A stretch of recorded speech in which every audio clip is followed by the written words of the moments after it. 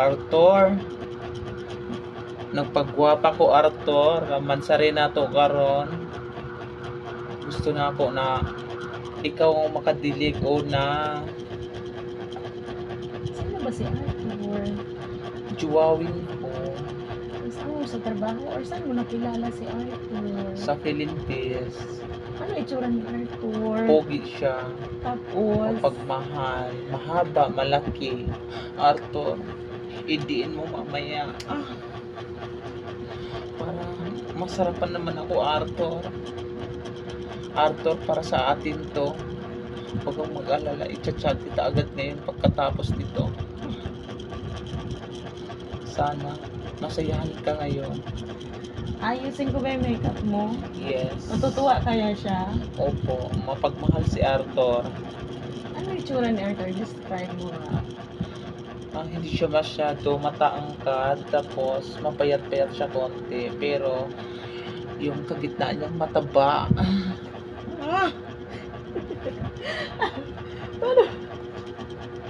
Bakit mo nagustuhan si Arthur? Kasi panay niya akong niyaya kumain. Ayusin ko ba yung makeup mo? Hindi na. Okay na po yan, ma'am. Bakit? Kasi nagmamadali po ako. Bakit?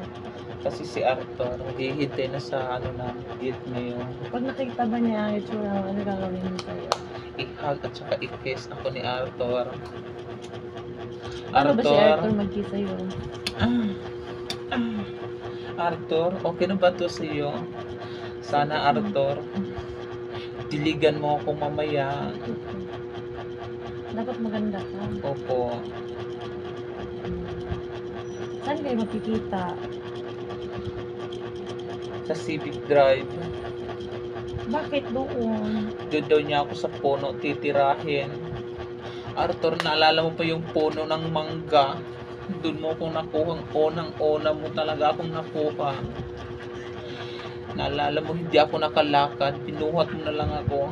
Ang sakit, Arthur. Ang sakit. Alam ba ng asawa ni Arthur? Hindi.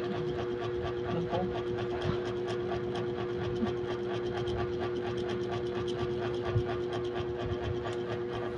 Arthur, maganda na ako, Arthur. Sana, Arthur, di ka magsawa sa akin.